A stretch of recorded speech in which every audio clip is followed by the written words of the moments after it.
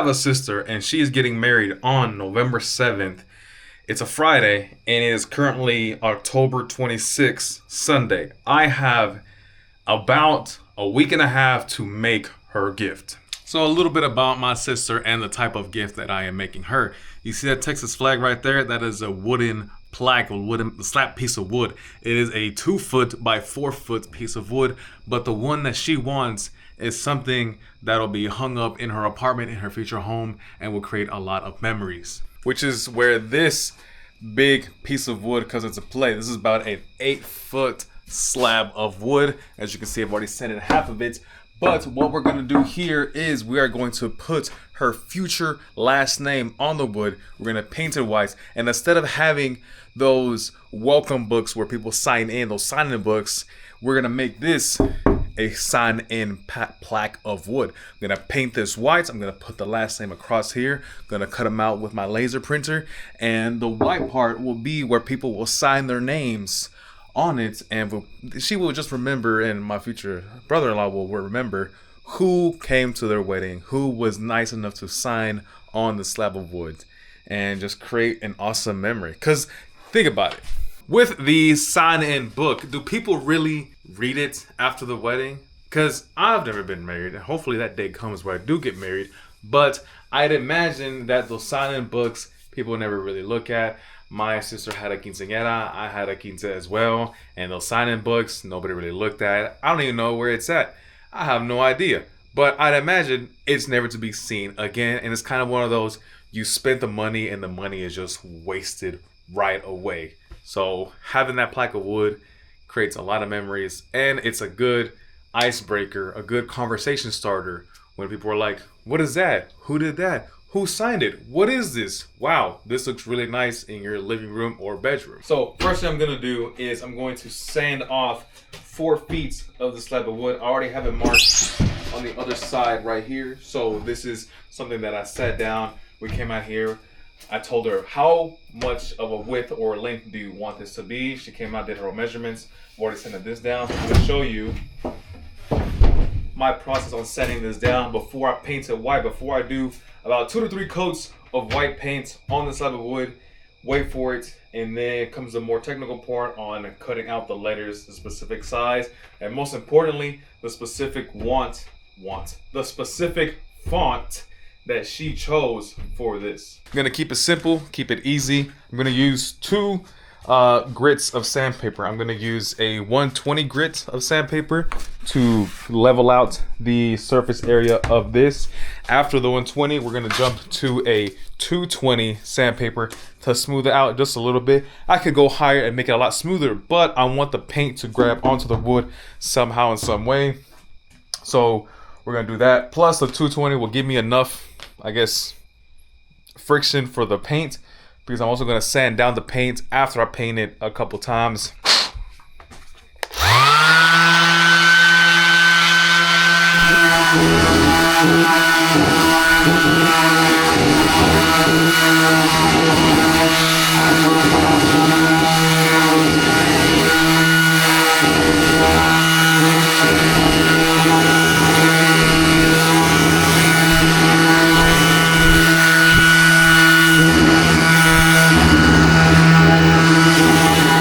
In case you're wondering, I'm blowing the smoke, the dust outside there. I'm not breathing any of this in because I'm trying to live for a very, very, very long time.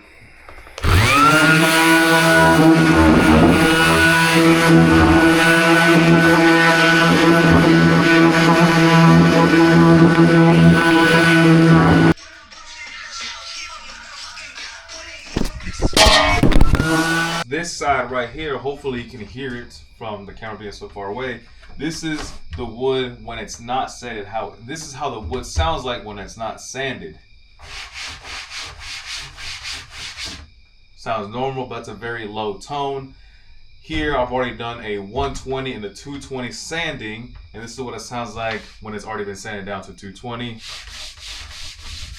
Very high tone. Plus this is a lot smoother. I'm not afraid of getting a splinter Over here, I'd rather not touch it at all. This side right here will be the back side of a welcome sign. That's what I'm going to call this. This is going to be a welcome sign, because when people walk into the venue, normally you sign the book, but these people are going to be signing this. So basically, hello, welcomes, please sign in here. This will be the welcome sign.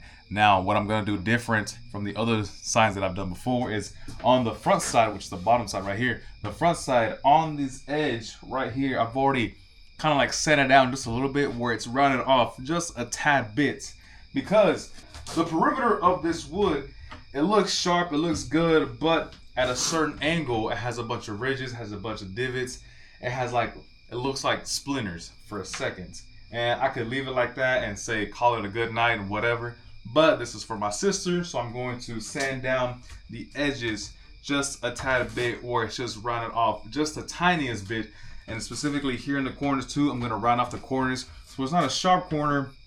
So whenever they hang it on the wall or display it wherever they want to display it, it looks smooth, it looks pleasing. There are no sharp edges. It's just satisfying to look at. And it's always the tiniest details that matter the most. So let's take care of the tiniest detail right now during the prep process, so we don't have to fix it later on in the post process.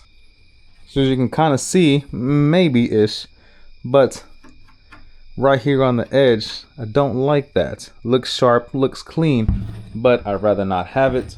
So what I'm gonna do is I'm gonna have the sander angle it right here, just at an angle, and go back and forth with it, so it'll clear up these little edges right here.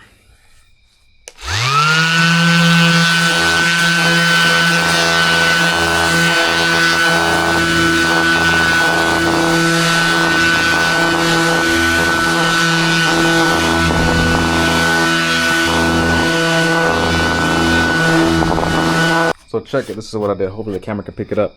But this side right here has a little bit of like a little curve to it, compared to this right here has a whole bunch of like little ridges to it. Hopefully the camera can pick it up, but you can see like little ups, little valleys right here, like little poking up.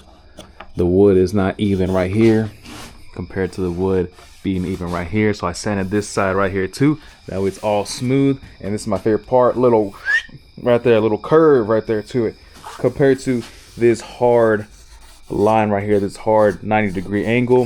We're gonna go in at it at a slight, kind of like a 45, not even a 45, probably like a 80, 75. I don't even know what kind of degree this is, but I like this look compared to that. Now please tell me that doesn't look already aesthetically pleasing. This, just the tiniest detail of sanding off this tiny corner, makes the huge difference. So I'm going to show you how I did it, how I did this. I'm going to show you how I do it over here. So when I have the sander, I have it placed right there in the corner like this, and I'm just going back and forth like this, ever so slightly. I'm not putting a whole bunch of pressure on it, just resting it on there and just going back and forth, back and forth.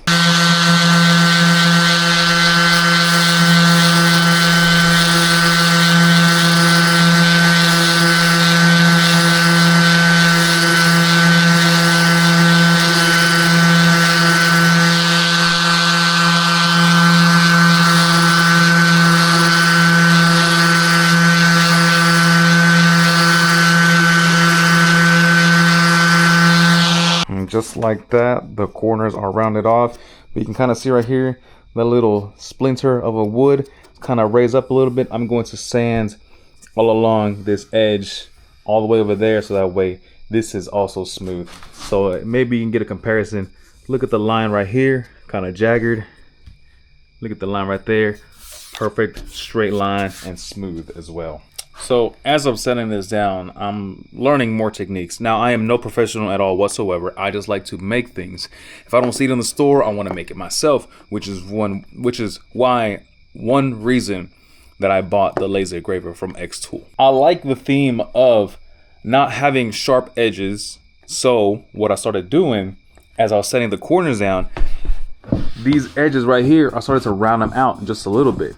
Maybe you can tell on camera, but this has a little round off compared to this right here. It's just a straight fall down. Now I know I did sand off just the corners of it, but I'm matching this to match the side of it, like the top, the surface to match the wall. So what I'm doing is as I'm sanding, instead of just holding it like this, I'm just going back and forth like this, dancing with it. And then I'll have like a little bit of an edge here, and then instead of putting it flat 180, I'll tilt it kind of like 175 or 160, something like that. I'm not really too sure. Actually, no.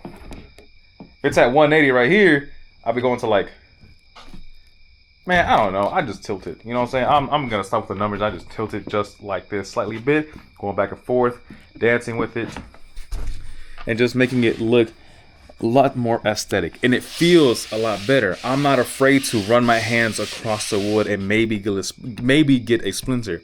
The maybe factor is out the window now. Now it's just a soft piece of wood. Just listen to it. That sounds amazing compared to this. Looks like that been working 80 hours a week. This is 40 hours a week right here.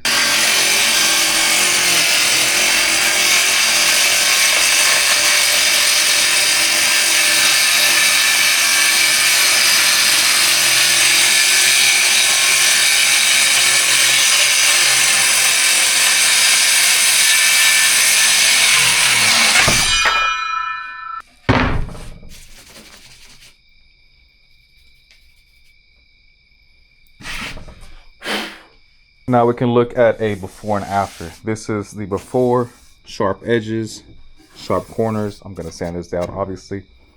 Looks okay compared to rounded edges and soft corners. This I like a lot. This is okay. I would say that the sharp edges and sharp corners, to me, when I first started just messing around with woodworking, I would call that like the beginner part of it. Now the rounded edges looks a lot more pleasing, take my time, and more of a thought process. I would say it's like one step above beginner. If I'm at level 1, I probably put myself at like a level 1.5, just for that little added touch to it. So for day 1, I'm gonna end it right here. I realize I don't have any paintbrushes, so I can't paint it tonight. But tomorrow I'm gonna paint it. That way it has time to dry so I can sand it again. I'm gonna do about 3 coats of paint. That way it's a solid white piece of wood. And then going to do the laser cutting in between.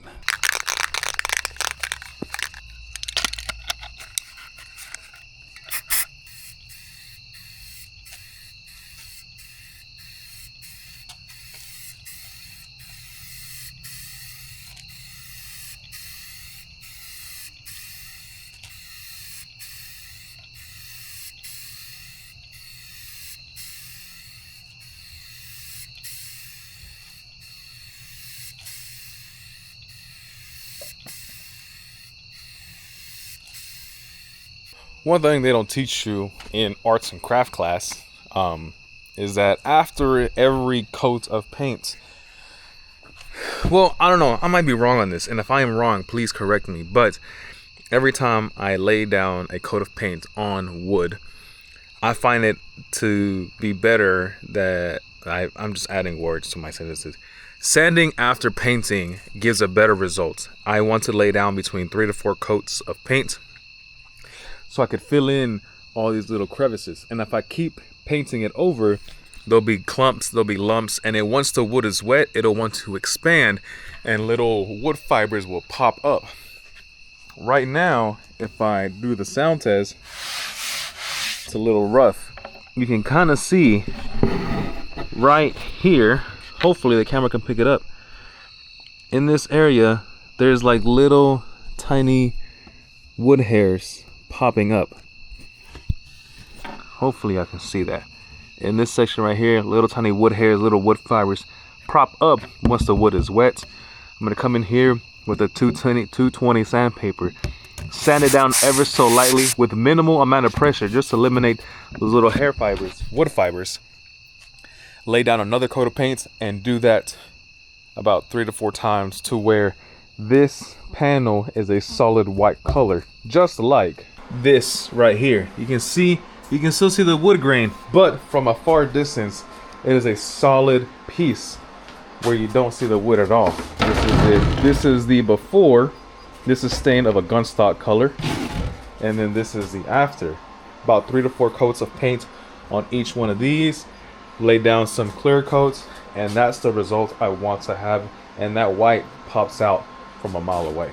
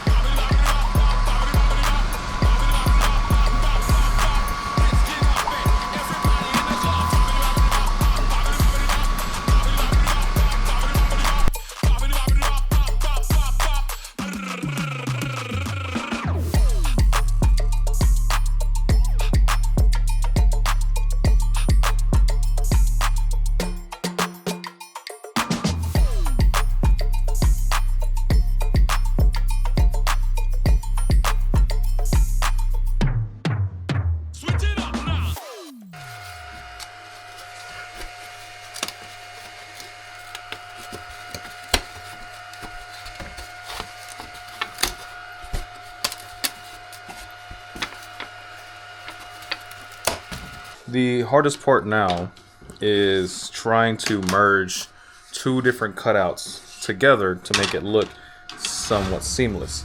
I still have another couple letters to go, but this is what I'm currently working with. The name, I was making some measurements, will stick out way out here. So it'll be close to the edge. And I'm just missing the last 3 letters, TES, so it'll be Cervantes. The issue is that these merge together and these merge together. Obviously this is a capital letter compared to a lowercase letter, but these 2 are not conjoined. I have a couple ways of fixing this. I can overlap them, cut it right there, and have them stick together. Now it won't look seamless, but it'll eliminate about 1/4 of an inch of a gap. Bringing this together just like that. So it'll flow together. And I'll do the same thing on this side, connecting the N to the T and have it flow together. Here's the other issue. I measured the letter, the capital size letter, from top to bottom. From top to bottom, right here. I wanted enough room from the top and enough room on the bottom so people could sign in. People can still sign in here, sign in here. As you can see, because these are lowercase letters, they have a lot of room to sign in on the top to bottom. Now, I do want this last thing to be big so you can see it from a far distance. So wherever they hang it up on their wall, it is legible from a far distance. The issue is that I took in consideration from top to bottom. I didn't take much in consideration from left to right. Now, when I engrave the TES, hopefully I can make it fit within this frame. If it stops here and stops here and I'm doing 3 letters, that almost might not be the case. But If I scooch this over close to the edge, bring this over closer to it, bring this over close to right there, I might have a little bit of wiggle room. We shall see. Luckily, I have just enough wood for a couple of mishaps, maybe enough wood to redo these letters. I'd rather not, because I'm just wasting time at that point, because I want to paint these and then glue them down and have them absolutely ready way before the wedding, because this is already stressful enough. Let me show you my setup right now. I have these boards right here kind of creating a solid line, like a good parallel line. And though it looks a little slanted, but trust me, it is flat all the way across. What I'm going to do is, in order for me to conjoin this set of letters with this set of letters, I put it on an even surface. I come over here, and right here on this little curve, this little hairpin, I'm going to cover the A up until it meets over it. And boom.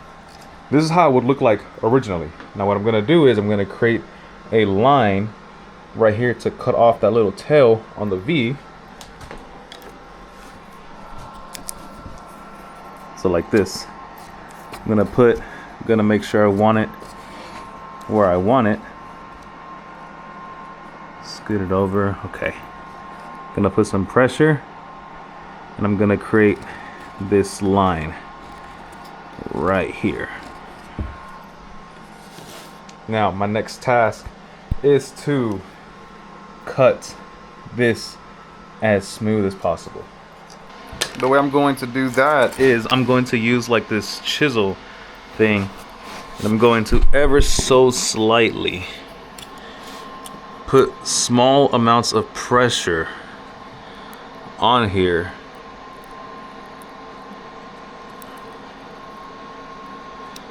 and cut it. And then if it's a little rough, I can just sand it down. Just like that.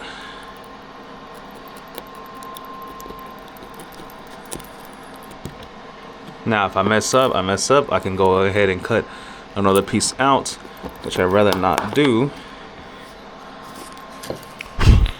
Now, grab my sandpaper. Smooth off the edges a little bit. This is 80 grit sandpaper.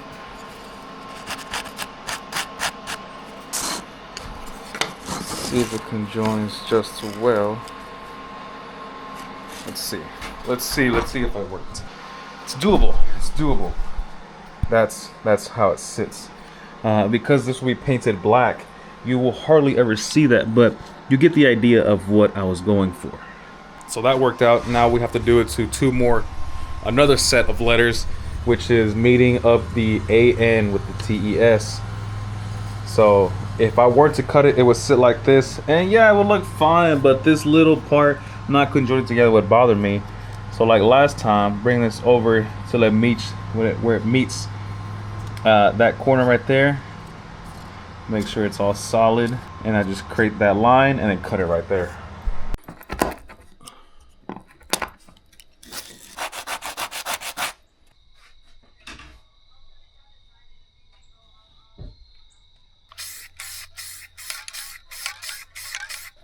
So they opted out for dark gray instead, which is pretty cool because I showed them like a side-by-side layout of what the dark gray would look like against the white versus the black.